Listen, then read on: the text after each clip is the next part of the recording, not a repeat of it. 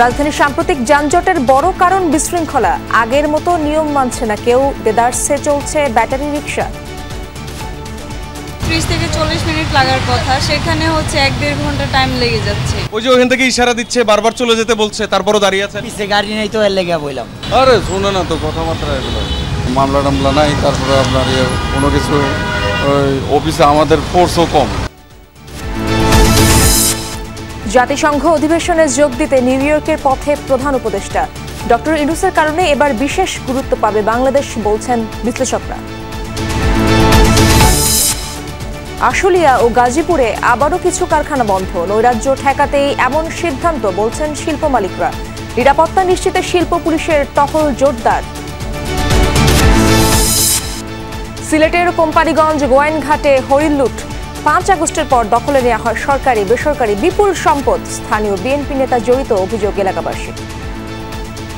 BNP শীর্ষস্থানীয় বেশি না 2-3টা পরিবারের নেতৃত্বে এগুলা হয়েছে। চীনা তো চলে গেছে, তখন তো বিএনপির লোক, ওরা তো আসলে বিএনপির লোক, বিএনপি করে। বিভিন্ন দুষ্কৃতিকারী কর্তৃক আমাদের পাথরগুলো লুট হয়েছে, দিনে রাতে 24 ঘন্টায় লুট হয়েছে। ওয়্যার হাউসটার মানে দরজা জানালা ভেতরে যা ছিল সেগুলো পর্যন্ত খুলে নিয়ে গেছে।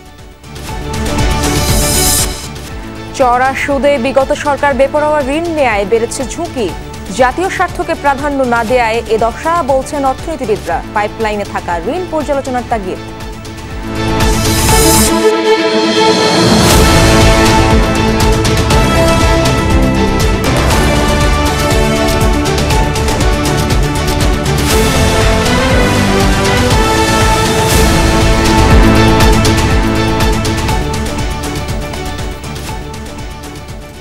দেখছিলেন শিরোনামগুলো। এছাড়াও দেশ বিদেশের আরো খবর নিয়ে দুপুরে বাংলাদেশে আপনাদের সঙ্গে আছি আমি ইশরাত জাহান।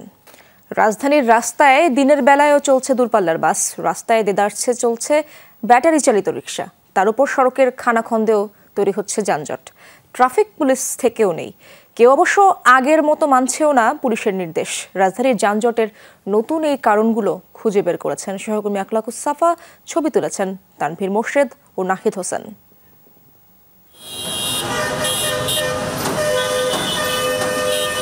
অফিস ছুটি হয় বিকেলে, সন্ধ্যা পেরিয়ে রাত হতে চললেও মোড়ে মোড়ে ঠায় দাঁড়িয়ে যানবাহন। বুধবার সন্ধ্যা 7:30টায় রাজধানীর কারওয়ান বাজার মোড়ের চিত্র এটি।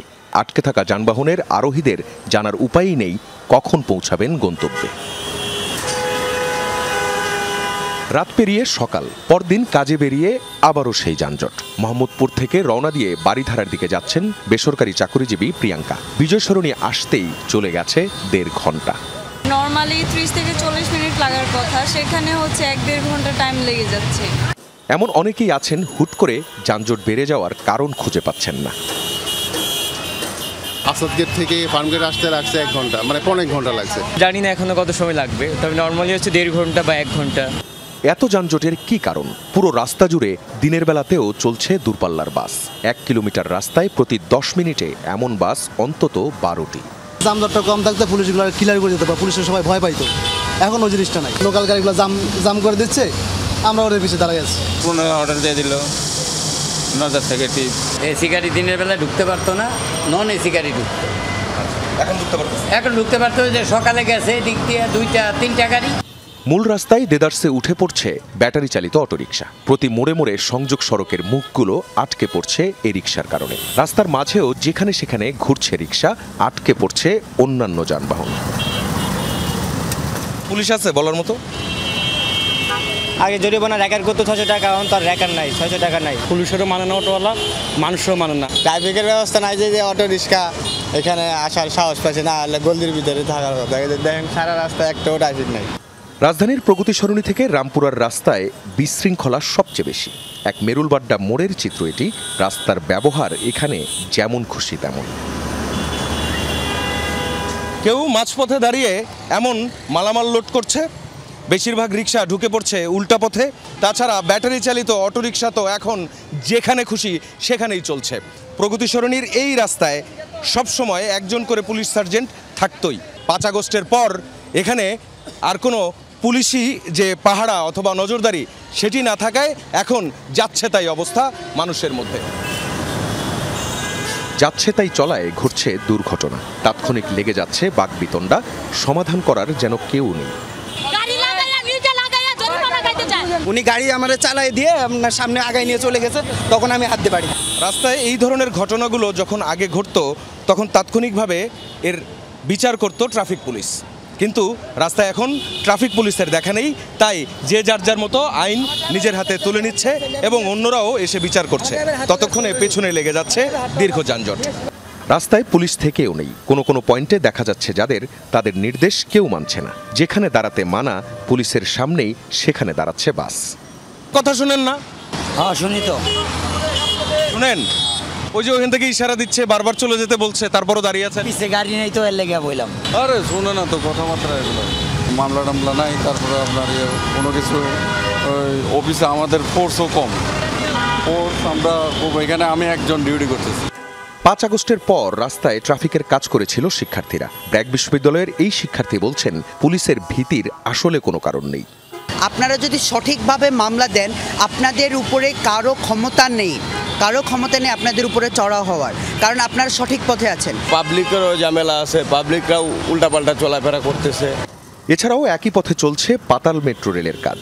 রাস্তার অর্ধেক বন্ধ সে কাজে, সরু পথে যান চলে ধীর গতিতে, ততক্ষণে পেছনে তৈরি হয় লম্বা লাইন। এর বাইরে টানা বৃষ্টিতে নষ্ট হয়েছে রাস্তা, মেরামত হয়নি বলে বেড়েছে খানাখন্দ। সেসব পথেও যান চলছে ধীর গতিতে। 5 আগস্টের পর টানা কয়েকদিন বেশ শক্তপোক্তভাবে এই ট্রাফিক ব্যবস্থাপনার কাজগুলো করেছিল শিক্ষার্থীরা। এরপর দায়িত্বে এসেছে পুলিশ। সংখ্যায় তারা যেমন এখনও সীমিত, তেমনি কর্মকাণ্ডও রয়ে গেছে সীমিত।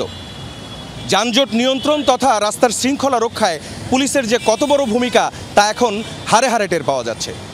এরই মধ্যে অন্তর্বর্তীকালীন সরকারের প্রধান উপদেষ্টা বলেছেন, এই যানজট নিরসনে দ্রুত সমস্যার সমাধান করতে হবে।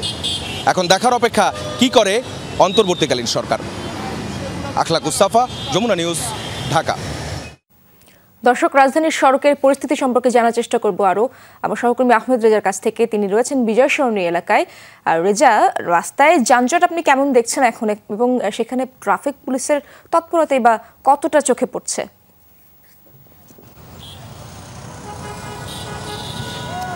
ইশরাত, আসলে দুটি জায়গা থেকে এই আপনার প্রশ্ন দুটির উত্তর দিতে চাই। মূলত আমাদের সহকর্মী আখলাকুস সাফার যে প্রতিবেদনটি আমরা দেখছিলাম বা একটু আগে দর্শকদেরকে দেখাচ্ছিলাম, সেখানে কিন্তু বলা হয়েছিল যে রাজধানীর যে যানজট সেটি কিন্তু হুট করেই বেড়ে গিয়েছে। ফলে এই হুট করে বেড়ে যাওয়ার যে কারণটি, সেটির অন্তর্নিহিত ব্যাপারগুলো তিনি তার প্রতিবেদনে তুলে ধরেছেন। এবং আমরা আজকেও যেটি চিত্র দেখছি, মূলত বিজয় সরণি, আপনি জানেন এটি ঢাকার অন্যতম ব্যস্ততম এবং গুরুত্বপূর্ণ এরিয়া, এবং এইখানটা দিয়ে সবচাইতে বেশি পরিমাণ যে কোনো ধরনের গাড়ির উপস্থিতিটা বেশি দেখা যায়। এবং যদি একটু তুলনামূলক চিত্রটি দেখায়, বা আপনি দেখতেই পাচ্ছেন এখানে গণপরিবহনের চেয়ে মূলত ব্যক্তিগত গাড়ির সংখ্যা বেশি। ফলে সেই যে যানজটের পরিমাণ বা পিছনের যে চিত্রগুলো, যেটি আখলাকুস সাফার সহকর্মী তিনি দেখাচ্ছিলেন, তার পিছনের গল্পগুলোর মধ্যে কিন্তু এটিও রয়েছে যে এই যে ট্রাফিক পুলিশের যে অব্যবস্থাপনা, আমরা 2-3 জন ট্রাফিক পুলিশের সাথে বিভিন্ন পয়েন্টে কথা বলেছিলাম।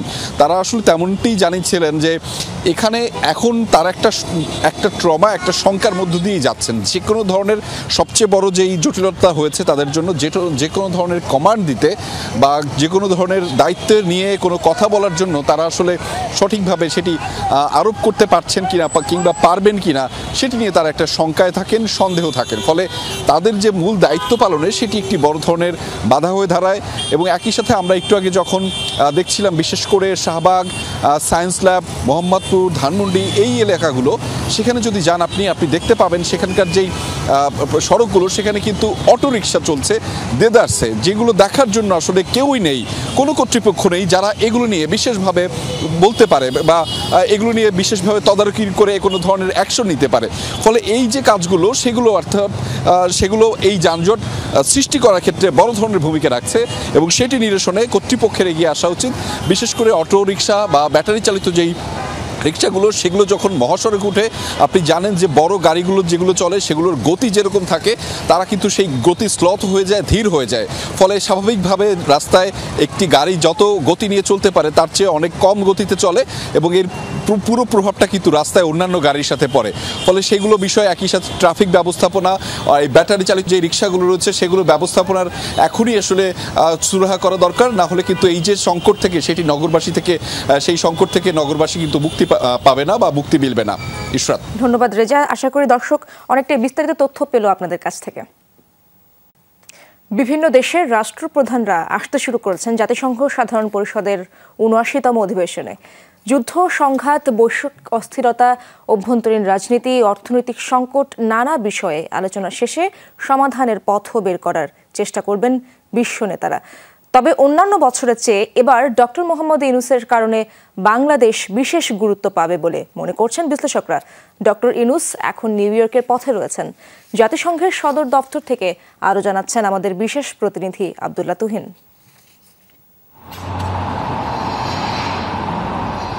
কয়েক ঘন্টা পরই শুরু হতে যাচ্ছে বিশ্ব নেতাদের মিলন মেলা, যেখানে রাজনৈতিক সংকট, বিশ্ব অস্থিরতা, অর্থনৈতিক মন্দার নানা বিষয়ের সমাধানে চলবে বাকবিতণ্ডা। সেখানে অংশ নেবেন জাতিসংঘের সদস্য দেশগুলোর প্রধানরা। ভেতরে সমাধানের আলোচনা চললেও বিভিন্ন দেশের নাগরিকরা সদর দপ্তরের সামনে চালিয়ে যাচ্ছেন প্রতিবাদও। এমন পরিস্থিতিতে বাংলাদেশের প্রধান উপদেষ্টা ডক্টর মোহাম্মদ ইউনূস জাতিসংঘের সাধারণ অধিবেশনে যোগ দিচ্ছেন। পাশাপাশি যুক্তরাষ্ট্রের প্রেসিডেন্টের সাথেও বৈঠক করবেন তিনি। যেহেতু শেখ হাসিনা ভারতে অবস্থান করছেন এবং নানা টানাপোড়েন চলছে, সেই বিষয়টি নিয়ে হয়তো প্রসঙ্গ উঠতে পারে। আমরা যতদূর জেনেছি যে বাংলাদেশের প্রসঙ্গ গতকাল নরেন্দ্র মোদীর সঙ্গে বৈঠকে হয়েছিল। অনেকেই বলছি অন্তর্বর্তীকালীন সরকার কিংবা তত্ত্বাবধায়ক সরকার যেভাবেই পরিচিত হোক না কেন, একটি সরকার যখন থাকে তখন তার প্রয়োজন পৃথিবীর বিভিন্ন জায়গা থেকে, বিভিন্ন দেশ থেকে সাহায্য সহযোগিতার ব্যাপারটি, সেটি কিন্তু এবার অর্জন হওয়ার অনেক বেশি সম্ভাবনা। তার কারণ হচ্ছে যে ইমেজের সাথে অর্জনের একটা ব্যাপার জড়িত থাকে। রাজনৈতিক বিশ্লেষকরা বলছেন, বর্তমান রাজনৈতিক প্রেক্ষাপটে জো বাইডেন আর ডক্টর মোহাম্মদ ইউনূসের বৈঠকটি বাংলাদেশের জন্য সবচেয়ে গুরুত্বপূর্ণ। এই বৈঠকে বাংলাদেশের নানা সমস্যার সমাধানের পথ বের হতে পারে। বাংলাদেশের কোন সরকার প্রধান যুক্তরাষ্ট্রের সরকার প্রধানের সাথে দ্বিপাক্ষিক বৈঠকে মিলিত হবেন জাতিসংঘের সদর দপ্তরে। এইটিকে পলিটিক্যালি ইম্প্যাক্ট তার যতটুকু, তার চেয়ে বিশ্বব্যাপী বাংলাদেশের ইমেজ, বাংলাদেশের অবস্থান এবং বাংলাদেশ সরকারের ভাবমূর্তি এবং ডক্টর ইউনূসের যে সারা বিশ্বব্যাপী পরিচিতি, সবগুলো একটা ইম্প্যাক্ট কাজ করছে। যে একটি রেভলিউশনের মাধ্যমে এই সরকারটি ক্ষমতায় আসছে, গণবিপ্লবের মাধ্যমে, এবং এটার কোন নির্বাচনের মাধ্যমে আসেন। এবার তারপরেও জো বাইডেনের সাথে তার যে বৈঠক, এই বৈঠকটিকে সবচেয়ে যারা ডিপ্লোম্যাটিক পর্যবেক্ষক আছে, কূটনৈতিক পর্যবেক্ষক মহল যারা আছে, তারা এটিকে সবচেয়ে তাৎপর্যময় বলে মনে করছেন। মূল অধিবেশনের আগেই যুক্তরাষ্ট্রের প্রেসিডেন্টের সাথে ভারতের প্রধানমন্ত্রী নরেন্দ্র মোদীর বৈঠক হয়েছে। সেখানে বাংলাদেশের রাজনৈতিক পরিস্থিতি নিয়েও দুজনের মধ্যে কথা হয়েছে। ভারতের প্রধানমন্ত্রীর সাথে আমেরিকার প্রেসিডেন্ট জো বাইডেনের বৈঠকের একদিন পর আমেরিকার প্রেসিডেন্টের সাথে বৈঠকে বসছেন বাংলাদেশের সরকার প্রধান ডক্টর মোহাম্মদ ইউনূস, এবং যা গত ৩০ বছরে কোনো বাংলাদেশের সরকার প্রধানের সাথে আমেরিকার সরকার প্রধানের দ্বিপাক্ষিক বৈঠক হচ্ছে, যার মাধ্যমে ভারতের সাথে যে সম্পর্কের টানাপোড়েন তৈরি হয়েছে সাম্প্রতিক সময়ে, সেটির একটি সুন্দর সমাধান বেরিয়ে আসতে পারে বলেও মনে করছেন বিশেষজ্ঞরা। আব্দুল্লাহ তুহিন, যমুনা নিউজ, জাতিসংঘ সদর দপ্তর, নিউ ইয়র্ক। জাতিসংঘের সাধারণ অধিবেশন ঘিরে নিরাপত্তার চাদরে ঢেকে ফেলা হয়েছে গোটা নিউ ইয়র্ক। ১৪০টির বেশি দেশের সরকার ও রাষ্ট্রপ্রধান সহ উচ্চ পর্যায়ের নেতারা অংশ নিচ্ছেন এবারের অধিবেশনে।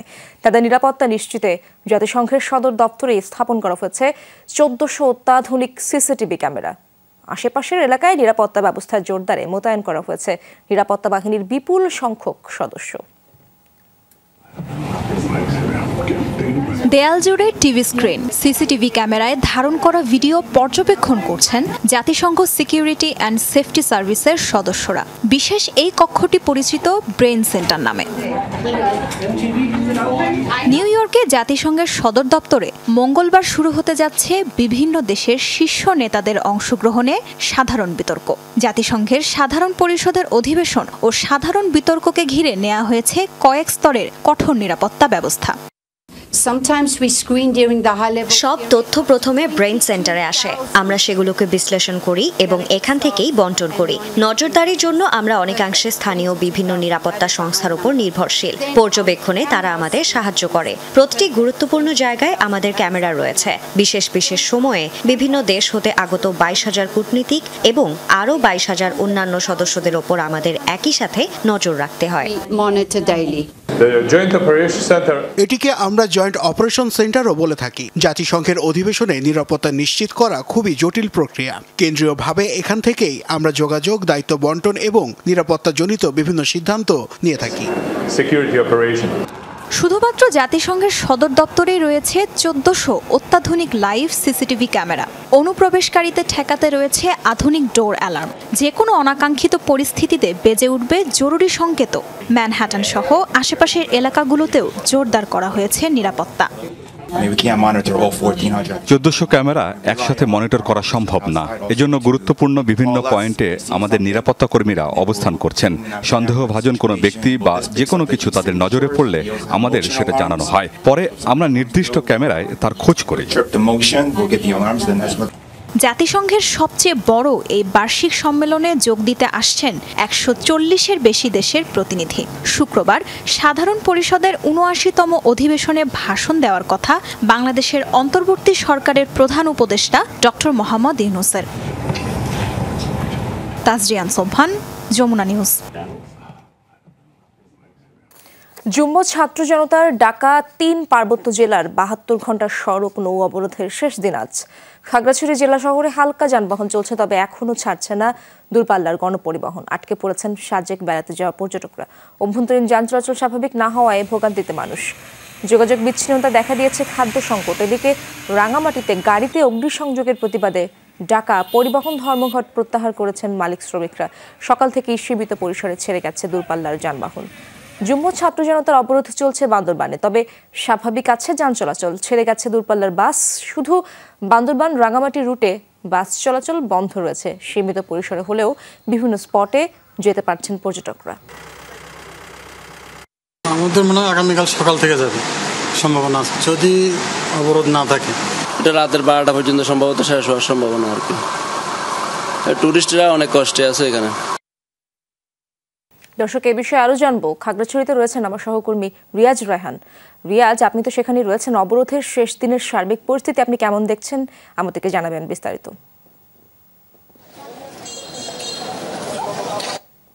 ইরশাদ, অবরোধ যেহেতু আজকে শেষ দিন, গতকালকে চেয়েও আজকে মানুষের চলাফেরা বেড়েছে। বিশেষ করে শহরের মধ্যে যে পরিবহনগুলো চলাচল করে থাকে, থ্রি হুইলার থেকে শুরু করে ছোটোখাটো যানবাহন, তাদের চলাচল বেড়েছে এবং পাশাপাশি নিরাপত্তা বাহিনীর যে টহল সেটিও বেড়েছে। তো সবকিছু মিলিয়ে আইনশৃঙ্খলা বাহিনী কর্মকর্তাদের সঙ্গে আমাদের কথা হচ্ছে। তারা যদি বলছেন যে গেল 3 দিন ধরে যে টানা অবরোধ চলছে, তা সেখানে যাতে কোনো ধরনের অপ্রীতিকর ঘটনা না ঘটে, পাশাপাশি যেটির প্রেক্ষিতে এই ঘটনা ঘটেছে, অর্থাৎ শহরের একটি হত্যাকাণ্ড, তারপর পরই দীঘিনালায় অগ্নিসংযোগ এবং সেখানে গুলি, সবকিছু মিলে তার পরবর্তীতে আরও 3 জন নিহতের ঘটনা। এই যে পুরো একটা পরিস্থিতি, সেই পরিস্থিতি সামাল দিয়ে ওঠাটা সবচেয়ে বড় চ্যালেঞ্জ ছিল প্রশাসনের জন্য। এবং এখন পর্যন্ত যতটুকু বলা যায় যে তারা আসলে এই যে চ্যালেঞ্জ সেটি কাটিয়ে উঠেছেন এবং অনেকটাই শান্ত এবং স্বাভাবিক করতে সফল হয়েছেন। তো এখানে আরেকটি সমস্যা যেটি রয়েছে যে পর্যটকের জন্য যারা সাজিক পর্যটন কেন্দ্রে যারা গিয়েছেন ঘুরতে, তারা আটকা পড়ছেন। প্রায় সেখানে 1400-র মতো পর্যটক সেখানে আটকা পড়েছেন, তারা আসতে পারছেন না এবং তাদেরকে আনার জন্য বেশ কয়েকটি উদ্যোগ নেওয়া হয়েছিল। যেহেতু বাগাইহাট থেকে সাজেক পর্যন্ত যে সড়কটি রয়েছে, সেই সড়কে সশস্ত্র একটি গোষ্ঠী রয়েছে বলে জানিয়েছেন কর্তৃপক্ষ বা প্রশাসনের পক্ষ থেকে। এবং তাদের কারণেই মূলত, যেহেতু তারা এই ধর্মঘট যেটি রয়েছে সেখানে তারা সমর্থন দিয়েছে, সেই কারণে ঝুঁকি নিয়ে যাত্রীদেরকে বা পর্যটকদের যারা রয়েছেন তাদেরকে নিরাপদে ফিরে আনার জন্য তারা সেই ঝুঁকিটি নিতে পারছেন না। তবে আসার কথা হচ্ছে আজকে দিনের শেষে হয়তো তাদেরকে আনার একটি উদ্যোগ নেওয়া হতে পারে, অথবা তাদেরকে নিয়ে আসা হতে পারে। সাজেকে আমাদের সাথে কথা হয়েছে পর্যটকদের সাথে, তারা বলছেন যে সাজেকে একটি অমানবিক বিষয় তৈরি হয়েছে, যারা বিশেষ করে শিশু এবং রয়েছে তাদের খাওয়ার সংকট রয়েছে, পাশাপাশি পানির সংকট রয়েছে, বিদ্যুৎ নেই, সবকিছু মিলিয়ে একটি মানবতার জীবনযাপনের পর্যায়ে চলে গেছে সাজেকে যারা পর্যটক যারা করছেন তারা। তো সুতরাং যত দ্রুত সম্ভব তাদেরকে উদ্ধার করা যেমন জরুরি, পাশাপাশি পার্বত্য চট্টগ্রামের যে শান্তি শৃঙ্খলা বা সম্প্রীতির যে বন্ধন সেটি আরও সুদৃঢ় করার যে পদক্ষেপ, সেই ধরনের পদক্ষেপগুলো নেওয়াটা জরুরি। ধন্যবাদ আপনাকে। পাহাড়ের সন্ত্রাসের মধ্য দিয়ে আবারও সরকারকে অস্থিতিশীল করার ষড়যন্ত্রে লিপ্ত আছে ফ্যাসিবাদরা। অবিলম্বে শেখ হাসিনা সহ ভারতে অবস্থানরত স্বৈরাচারের দোসরদের হস্তান্তরের দাবি জানিয়েছেন বিএনপি চেয়ারপারসনের উপদেষ্টা জয়নুল আবদিন ফারুক। সকালে জাতীয় প্রেস ক্লাবের সামনে মানববন্ধনে এসব কথা বলেন তিনি। অন্তর্বর্তী সরকার প্রধানকে শেখ হাসিনা সরকারের দুর্নীতির বিরুদ্ধে ব্যবস্থা নেওয়ার আহ্বান জানান তিনি। বলেন, উন্নয়নের নামে চুরি করেছে আওয়ামী লীগ, মুক্তিযুদ্ধের সপক্ষের দল বিএনপি। যারা যুদ্ধ করেনি সেই আওয়ামী লীগ মুক্তিযুদ্ধের দল হতে পারে না। কালো টাকা আর অবৈধ অস্ত্রের জোরে আওয়ামী লীগ সংঘবদ্ধ হবার চক্রান্ত করছে বলেও মন্তব্য করেন জয়নুল আবেদিন ফারুক। জঞ্জাল পরিষ্কার করার পাশাপাশি জনপ্রতিনিধিদের সুযোগ দেওয়ার কথাও বলেন বিএনপি চেয়ারপারসনের উপদেষ্টা। বাংলাদেশের মানুষ যারা 16 বছর এই স্বৈরাচারী শেখ হাসিনার অত্যাচারে জর্জরিত ছিল, যিনি আপনার দেশে অবৈধভাবে বিনা পাসপোর্টে বাংলাদেশের শত শত মামলা থাকার পরেও কি করে আপনার দেশে অবস্থান করছে। বগুড়ায় সাগর বাহিনী প্রধান সাগর তালুকদার সহ 2 জনকে হত্যার ঘটনায় মামলা হয়নি এখনো। জড়িত কাউকে আটকও করতে পারেনি পুলিশ। রোববার রাতে শাহজাহানপুরের ছোট মণ্ডলপাড়া গ্রামে এই হামলা হয়। প্রত্যক্ষদর্শীরা জানায় 2 সহযোগী স্বপন ও মুক্তারকে নিয়ে গতকাল সন্ধ্যায় মোটরসাইকেলে যাচ্ছিলেন সাগর। ছোট মণ্ডলপাড়া এলাকায় পৌঁছালে তাদের উপর হামলা চালায় প্রতিপক্ষের লোকজন। এলোপাতাড়ি কুপিয়ে পালিয়ে যায় তারা। ঘটনাস্থলেই মারা যান সাগর ও স্বপন। গুরুতর আহত মুক্তারের এক হাত বিচ্ছিন্ন হয়ে গেছে। তিনি স্থানীয় হাসপাতালে চিকিৎসাধীন রয়েছেন। পুলিশ জানায়, স্বেচ্ছাসেবক লীগের রাজনীতির সাথে জড়িত ছিল সাগর ও স্বপন। সাগরের বিরুদ্ধে 3টি হত্যাসহ 17টিরও বেশি মামলা রয়েছে। সম্প্রতি কারাগার থেকে জামিনে বের হয় সাগর। পূর্বশত্রুতা জেরে জোড়া খুনের ঘটনা ধারণা পুলিশের।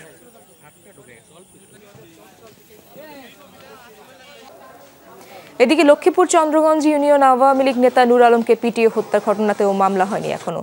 রোববার রাত 9টার দিকে তার বাড়িতে হামলা চালায় দুর্বৃত্তরা। পিটিয়ে আহত করা হয় নূর আলমকে। বাধা দিতে গেলে মারধর করা হয় তার স্ত্রী সন্তানকেও। নূর আলমকে হাসপাতালে নেওয়া হলে চিকিৎসক তাকে মৃত ঘোষণা করেন। নূর আলম পাঁচপাড়া 2 নম্বর ওয়ার্ড আওয়ামী লীগের সাধারণ সম্পাদক। পরিবারের অভিযোগ, আওয়ামী লীগের রাজনীতির কারণেই তাকে হত্যা করা হয়েছে। আমরা তো নতুন ঘরে আসছিলাম, আমি বইটা যাচ্ছিলাম, এই মানে শুয়েছে আর তো ফোন দিছে আর উড়িয়ে আইসে আমার ঘর সরে যেতে। তা আমি মানে হবে পাশে ঘরে আইসি আর পিড়ে হয়েছে, এরা আমার মারও মারছে, আমার মা দেখছে আর। বগুড়ায় ছাত্র আন্দোলনের সময় গুলিতে আহত স্কুল ছাত্র জুনায়েদ ইসলাম রাতুল চিকিৎসাধীন অবস্থায় মারা গেছে। ভোরে রাজধানীর নিউরোসায়েন্স হাসপাতালে মারা যায় এই কিশোর। স্বজনরা জানান, রাতুল বগুড়ার পথ পাবলিক স্কুল 6ষ্ঠ শ্রেণীর শিক্ষার্থী ছিল। 5 আগস্ট সকাল থেকেই শহরের বড়গোলা এলাকায় আন্দোলন করছিল রাতুল। বিকেলে সদর থানার সামনে আন্দোলনরত অবস্থায় মাথাসহ শরীরের বিভিন্ন স্থানে গুলিবিদ্ধ হয়। উদ্ধার করে তাকে হাসপাতালে নেয় স্থানীয়রা। অবস্থার অবনতি হলে রাজধানীর নিউরোসায়েন্সে ভর্তি করা হয় তাকে। 1 মাস পর প্রাণ হারায় সে। দুপুরে কেন্দ্রীয় শহীদ মিনারে তার জানাজা অনুষ্ঠিত হবে।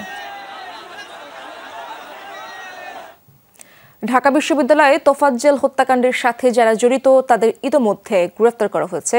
আরও কেউ জড়িত কিনা তা তদন্ত করছে পুলিশ। সকালে ডিএমপির মিডিয়া সেন্টারে এক সংবাদ সম্মেলনে এসব বলেন ডিএমপির গণমাধ্যম শাখার উপপুলিশ কমিশনার তালিবুর রহমান।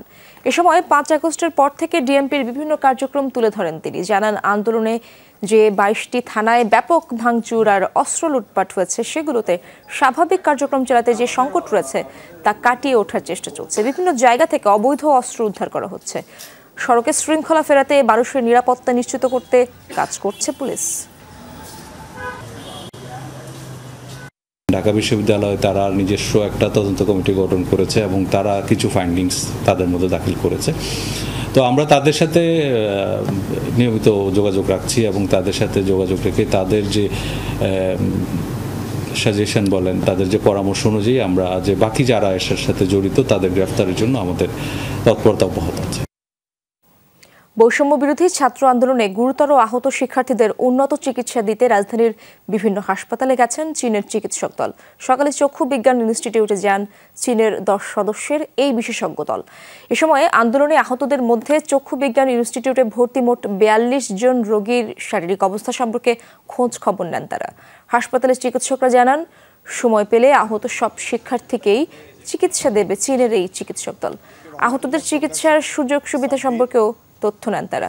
আহত কাউকে দেশের বাইরে নিতে হলে তার প্রস্তুতি আছে বলেও জানানো হয়। চক্ষু বিজ্ঞান ইনস্টিটিউট ছাড়াও রাজধানীর পঙ্গু হাসপাতাল, ঢাকা মেডিকেল ও বার্ন ইনস্টিটিউটে আহত শিক্ষার্থীদেরও দেখবে চীনের এই বিশেষজ্ঞ চিকিৎসক দল। প্রধান উপদেষ্টা ডক্টর মোহাম্মদ ইউনূসের আমন্ত্রণে গতকাল বিকেলে ঢাকায় পৌঁছান চীনের জাতীয় জরুরি চিকিৎসক দলের সদস্যরা। The doctor want to see the injured people, see the situation, see how they injured, and the increment, what increment in Bangladesh hospital. যদি প্রয়োজন হয় তারা রোগীকে চায়নায় নিয়ে যাবেন এবং তারা আমাদের যে ন্যাশনাল আই ইনস্টিটিউট তার ফ্যাসিলিটিস তারা দেখেছেন এবং যদি সেরকম হয় আমাদের ফ্যাসিলিটি ইউজ করেও তাদের এক্সপার্টিস তারা এখানে অপারেশন বা প্রসিডিওর করবেন। প্রথম ধাপে আমরা 20 জনের মতো সিলেকশন করা হয়, আরও আমরা 6 জনকে স্ট্যান্ড বাই রাখছি। আমরা এই 26 জনকে ইনশাআল্লাহ দেখাতে পারবো। পার্বত্য চট্টগ্রাম নিয়ে প্রতিবেশী দেশ সহ অনেকে ষড়যন্ত্র করছে। বিগত সরকারের কেউ কেউ সেই ষড়যন্ত্রে উস্কানিও দিচ্ছে, এমন দাবি করেছে পার্বত্য চট্টগ্রামে বসবাসরত ছাত্র জনতা। বাঙালিদের ওপর হামলা, নির্যাতন ও অগ্নিসংযোগের প্রতিবাদে জাতীয় প্রেস ক্লাবের সামনে আয়োজিত মানববন্ধন থেকে এসব দাবি করা হয়। বক্তারা বলেন, পার্বত্য চট্টগ্রাম ঘিরে দীর্ঘদিন ধরে ষড়যন্ত্র চলছে। আদিবাসী ষড়যন্ত্র বাংলাদেশকে বিচ্ছিন্ন করার ষড়যন্ত্র বলেও উল্লেখ করেন বক্তারা। মানববন্ধনে যোগ দিয়ে পার্বত্য অঞ্চলের বাঙালিরা বলেন, আন্তর্জাতিক ষড়যন্ত্রের অংশ হিসেবে পার্বত্য চট্টগ্রামে বিভীষিকাময় পরিস্থিতি সৃষ্টি হয়েছে। শান্তি চুক্তির পরও কেন ইউপিডিএফ জেএসএস সশস্ত্র হামলা চালাচ্ছে সেই প্রশ্নও রাখেন তারা। দাবি করেন, দেশকে নতুন করে অস্থিতিশীল করতে সন্ত্রাসীরা উঠে পড়ে লেগেছে। শান্তিপূর্ণভাবে পাহাড়ের সকলকে বসবাসের আহ্বান জানান বক্তারা। তৈরি করে পার্বত্য অঞ্চল থেকে যত অবৈধ অস্ত্র আছে সব অবৈধ অস্ত্র বাজেয়াপ্ত করার উদাত্ত আহ্বান জানাচ্ছে। দেশকে অস্থিতিশীল করার পায়তারায় পার্বত্য চট্টগ্রামের দিঘিনালায় সেই মামুনকে হত্যা করা হয়। সুতরাং এই আদিবাসী চক্রান্ত বাস্তবায়ন হলে পার্বত্য চট্টগ্রাম থেকে সেনাবাহিনী প্রত্যাহার করতে হবে। বন্ধ আর ছুটির কবলে শিল্পাঞ্চল আশুলিয়ার 52টি তৈরি পোশাক কারখানা। মালিকপক্ষের দাবি, আন্দোলনের নামে সৃষ্ট নৈরাজ্যের জেরে সকালে জামগড়া, বেরুন সরকার মার্কেট, নরসিংহপুর, নিশ্চিন্তপুর ও ঘোষবাগ এলাকার বেশ কিছু কারখানা বন্ধ ঘোষণা করা হয়। 8 ঘন্টা কাজ, মাসিক 25,000 টাকা বেতন, 15% হারে বাৎসরিক বেতন বৃদ্ধি, হাজিরা বোনাস নির্ধারণ সহ 15 দফা দাবিতে শ্রমিকরা আন্দোলন করছে। বকেয়া বেতন সহ বিভিন্ন দাবিতে আব্দুল্লাহপুর বাইপাইল সড়ক অবরোধ এবং বিক্ষোভ করে কয়েকটি পোশাক কারখানার শ্রমিকরা। তবে অধিকাংশ কারখানাতেই শান্তিপূর্ণভাবে কাজ চলছে। নিরাপত্তা নিশ্চিতে শিল্পাঞ্চলে মোতায়েন রয়েছে আইন শৃঙ্খলা বাহিনী। 25,000 টাকা বেতন দিতে হবে, 15% দিতে হবে, বছরে 5টা বেসিক ফুল দিতে হবে, 1000 টাকা হাজিরা বোনাস দিতে হবে। আমাদের দাবি না মানা পর্যন্ত আমরা এইভাবে শান্তি শৃঙ্খলাভাবে আমাদের আন্দোলন চালিয়ে যাব। গাজীপুরের বাঘের বাজার এলাকায় মহাসড়ক অবরোধ করে বিক্ষোভ করে গোল্ডেন রিফিট গার্মেন্টস লিমিটেডের শ্রমিকরা। সকালে 12 দফা দাবি জানিয়ে কারখানার সামনে অবস্থান নেয় তারা। এদিকে বিভিন্ন দাবিতে মহানগর ও শ্রীপুরের মোট 4টি কারখানার শ্রমিকরা অবরোধ করে ঢাকা ময়মনসিংহ মহাসড়ক। এ সময় যান চলাচল ব্যাহত হয়ে দেখা দেয় দীর্ঘ যানজট। এছাড়া শ্রমিক আন্দোলনের কারণে গাজীপুরে 3টি পোশাক কারখানা বন্ধ রাখা হয়েছে। জিপিএইচ কোয়ান্টাম B600TR বাংলাদেশের উচ্চ শক্তি সম্পন্ন একমাত্র রড। চট্টগ্রামের সীতাকুণ্ডে জাহাজ ভাঙা প্রতিষ্ঠান এসএন কর্পোরেশনে বিস্ফোরণের ঘটনায় প্রতিষ্ঠানটিকে 35 লাখ টাকা জরিমানা করা হয়েছে। পাশাপাশি 3 মাস ইয়ার্ডটি বন্ধ রাখার নির্দেশনা দেওয়া হয়েছে। তদন্ত কমিটির পর্যালোচনার ভিত্তিতে এই সিদ্ধান্ত নিয়েছে শিল্প মন্ত্রণালয়। গেল 7 সেপ্টেম্বর শিপইয়ার্ডে জাহাজ কাটার সময় বয়লার বিস্ফোরণে গুরুতর দগ্ধ হয় 12 শ্রমিক। গুরুতর আহত অবস্থায় 9 জনকে হাসপাতালে ভর্তি করা হয়। চিকিৎসাধীন অবস্থায় প্রাণ হারান 6 জন। সীতাকুণ্ডের বঙ্গোপসাগর উপকূলে গড়ে ওঠা অর্ধ শতাধিক শিপইয়ার্ডের মধ্যে মাত্র 4টি গ্রিন শিপইয়ার্ডের স্বীকৃতি পেয়েছে। তারই একটি এই SN corporation. Mobile SIM biometric নিবন্ধন না থাকায় জাতীয় রাজস্ব বোর্ড এনবিআর এর প্রযুক্তিভিত্তিক আয়কর জমা দেওয়ার প্রক্রিয়া ই রিটার্নে অনলাইন নিবন্ধন করতে পারেননি খোদ এনবিআর চেয়ারম্যান মোহাম্মদ আব্দুর রহমান খান। সকালে এনবিআর ভবনে ই রিটার্ন সার্ভিস সেন্টারের উদ্বোধন শেষে একথা জানান চেয়ারম্যান। শুধু তিনিই নন, তার স্ত্রী ও কন্যাও একই কারণে ই রিটার্ন সেবার অনলাইন নিবন্ধন করতে সক্ষম হননি। পরে আয়করদাতা সকলকে মোবাইল সিমের বায়োমেট্রিক কার্যক্রম শেষ করে ই রিটার্ন সেবার অনলাইন নিবন্ধন করার আহ্বান জানান আব্দুর রহমান। এ সময় তিনি আরও বলেন, 44 লাখ করদাতার মধ্যে মাত্র 5 লাখ ই রিটার্ন সেবায় নিবন্ধন করা। এই স্বল্প সংখ্যার কারণ খুঁজে বের করার পাশাপাশি অনলাইনে কর প্রদানের ক্ষেত্রে বিভিন্ন সমস্যা জানার জন্য নতুন এই সেবা কেন্দ্র খোলা হয়েছে। আমরা রিটার্নের সংখ্যাও বাড়াতে চাই। অনেকেই হয়তো অফিসে যেতে হবে, নানা রকমের ঝামেলা পোহাতে হয়, সেই জন্য ওনারা রিটার্ন দেন না। যখন রিটার্নটা এই রিটার্নে দেওয়া যাবে, যাদের টিআইএন আছে, যারা জীবিত আছেন, যারা কোনো না কোনো করেন, তাদের তখন রিটার্ন দেওয়াটা সহজ হয়ে যাবে। জুন শেষে বিদেশি ঋণের পরিমাণ বেড়ে দাঁড়িয়েছে প্রায় $104 বিলিয়ন। শেষ 6 মাসেই বেড়েছে 4.4 বিলিয়ন। অর্থনীতিবিদরা বলছেন, বিদেশি ঋণে নেওয়ার ক্ষেত্রে জাতীয় স্বার্থকে প্রাধান্য দেয়নি শেখ হাসিনা সরকার, যে কারণে সহজে ঋণ পেতে কঠিন শর্তে বেশি সুদে ঋণ নেওয়া হয়, যার ফলে ঋণের সাথে বেড়েছে ঝুঁকিও। যদিও বাংলাদেশ ব্যাংক বিদেশি ঋণকে ঝুঁকিপূর্ণ মনে করে না। মেট্রো রেল, পদ্মা বহুমুখী সেতু ছাড়াও কর্ণফুলী টানেল, রূপপুর পারমাণবিক বিদ্যুৎ কেন্দ্র এবং ঢাকার এলিভেটেড এক্সপ্রেসওয়ের মতো বেশ কিছু উচ্চভিলাষী মেগা প্রকল্প হাতে নেয় শেখ হাসিনা সরকার। এসব প্রকল্প বাস্তবায়নে বাছবিচার ছাড়াই বিদেশি উৎস থেকে ঋণ নেয় বিদায়ী সরকার, যে কারণে গত 1.5 দশকে দ্রুত গতিতে বেড়েছে বিদেশি ঋণের বোঝা। চলতি বছরের জুন শেষে বিদেশি ঋণের পরিমাণ বেড়ে দাঁড়িয়েছে প্রায় $104 বিলিয়ন। 2008-09 এই ঋণের পরিমাণ ছিল মাত্র $21 বিলিয়ন। বিদেশি ঋণের 80% নিয়েছে সরকার। শেষ দিকে বাধ্য হয়েই সরকারকে ঋণ নিতে হয়েছে বলে মনে করেন অর্থনীতিবিদরা। শেখ হাসিনা সরকারের বিদেশি ঋণে জাতীয় শর্ত গুরুত্ব পায়নি, যে কারণে কঠিন শর্তে চড়া সুদে নেওয়া হয়েছে ঋণ। আগে যেটা আমরা খুব কনসেশনাল বেসিসে পেতাম, এগুলো এখন ওই দিকে যাওয়া হয়নি। মানে আপনাকে বেশি সুদ দিতে হচ্ছে, স্বল্প মেয়াদ, গ্রেস পিরিয়ড কম, কিন্তু পাওয়াটা ইজিয়ার। সেখানে অনেক ধরনের ব্যবসায়িক স্বার্থ যারা ঋণ দিচ্ছেন আর যারা ঋণ নিচ্ছেন, দুই পক্ষেরই ব্যবসায়িক স্বার্থ জড়িত ছিল, যেটা জাতীয় স্বার্থের সাথে যে সবসময় যায় তা কিন্তু না। বিদেশি ঋণের ক্ষেত্রে প্রকল্পের গ্রহণযোগ্যতা বিবেচনায় নেওয়া হয়নি। জাতীয় অর্থনীতিতে কতটা ভূমিকা রাখবে তাও আমলে নেয়নি শেখ হাসিনা সরকার। তাই পাইপলাইনে থাকা প্রকল্প ঋণ নেওয়ার আগে পুনর্বিবেচনার পরামর্শ অর্থনীতিবিদদের। মানে এটা অর্থনীতির জন্য কতটা লাভজনক হবে, এইটা কিন্তু পুনর্বিবেচনার দাবি রাখে। সেটা যে কোনো প্রতিষ্ঠান থেকে আর্থিক সহায়তাটা পাওয়া হয়ে থাক না কেন, যথার্থ ব্যবহার যেখানে করা যায় উৎপাদনশীলতা বৃদ্ধির জন্য, সেগুলোর কারণেই বৃদ্ধিটা পায়। অপচয়ের কারণে যেন আগামীতে ঋণের বোঝাটা না বাড়ে, সেটাই এখন নিশ্চিত করাটা গুরুত্বপূর্ণ হয়ে দাঁড়িয়েছে। বিদেশি ঋণ নেওয়ার সময়ই পরিশোধের বিষয়ে পরিকল্পনা করা হয়, তাই এই ঋণ পরিশোধ চাপে ফেলবে বলে মনে করে না বাংলাদেশ ব্যাংক। যখন আমি পাবলিক সেক্টরের ঋণের কথা বলছি, তখন অবশ্যই সরকারের বিভিন্ন অর্গান এর সাথে জড়িত থাকে। প্ল্যানিং কমিশন থাকে, ইআরডি থাকে, অর্থ মন্ত্রণালয় থাকে, এবং 3 পক্ষের একটা সমঝোতার ভিত্তিতেই কিন্তু ঋণগুলো গ্রহণ করা হয়ে থাকে। এবং যখনই পাবলিক সেক্টর ঋণ গ্রহণ করা হয়, তখন সরকারের তরফ থেকে ইআরডি থেকে একটা রিপেমেন্ট শিডিউলও তৈরি করা হয়, কবে এটা শোধ হবে। তো আমি মনে করি না যে এটা কোনো চাপের মধ্যে ফেলবে। অবশ্যই সরকারের সেরকম রিপেমেন্ট স্কেজুয়াল রয়েছে। মোট বিদেশি ঋণের মধ্যে বেসরকারি উদ্যোক্তাদের ঋণ $20 বিলিয়ন। আলমগীর হোসেন, যমুনা নিউজ, ঢাকা। কানপুর টেস্টে এক পেসার কমিয়ে বাড়তি আরও একটি স্পিনার নিতে বাংলাদেশকে পরামর্শ দিয়েছেন সঞ্জয় মাঞ্জরেকর। সেক্ষেত্রে তাইজুল ইসলাম ভালো বিকল্প হতে পারেন বলে মনে করেন এই ধারাভাষ্যকার।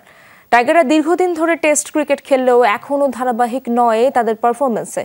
সাকিব মুশফিকদের মতো ক্রিকেটারদের আরও দায়িত্ব নেওয়ার পাশাপাশি মানসিকভাবে শক্ত হওয়ার পরামর্শ দেন মাঞ্জরেকর।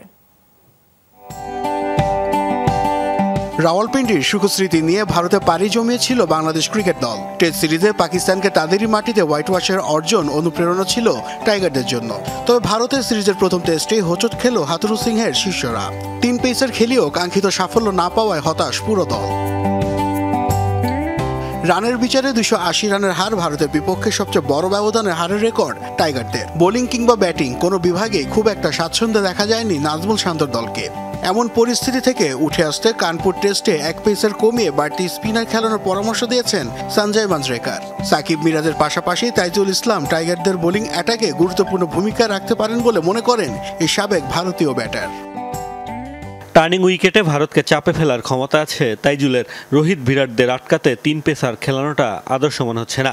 গ্রিন টপে খেললেও তৃতীয় বা চতুর্থ দিনে গিয়ে পিচ টার্ন করবে, সেক্ষেত্রে 2 পেসারই যথেষ্ট। আমার মনে হয় তাইজুলের একাদশে ফেরা উচিত। দীর্ঘদিন ধরে টেস্ট খেললেও এখনও ধারাবাহিক নয় টাইগারদের পারফরমেন্স। ব্যাটে বলে এর প্রভাব স্পষ্টভাবে ফুটে উঠেছে। তাই তো উন্নতির জন্য ক্রিকেটারদের আরও দায়িত্বশীল হওয়ার পরামর্শ দেন সঞ্জয় মাঞ্জরেকার। সাকিব মুশফিকরা অনেকদিন ধরে ক্রিকেট খেলছে, তাদের কাছ থেকে প্রত্যাশাটাও বেশি থাকে স্বাভাবিক। বড় দলগুলোর সাথে খেলার সময় তাদের আরও মানসিকভাবে শক্ত হওয়া দরকার। লিটন দাসদেরও দায়িত্ব নিতে হবে। তবে পেস ইউনিট আলো ছড়ালেও স্পিনেও ধারাবাহিকতা প্রয়োজন। টেস্ট ম্যাচে ধৈর্য ধরে শেষ পর্যন্ত খেলার প্রতি তাগিদ দেন মাঞ্জরেকার। সেই সাথে মানসিক শক্তি বাড়াতে বাড়তি নজর দেওয়ার পরামর্শ দেন এই ধারাভাষ্যকার। নাসিফ শুভ, যমুনা স্পোর্টস। দর্শক, দুপুরে বাংলাদেশের প্রথম ঘন্টা থেকে বিদায় নিচ্ছি। পরের ঘন্টার খবর নিয়ে ফিরবেন সহকর্মী নুসরাত বৃষ্টি। সাথেই থাকুন।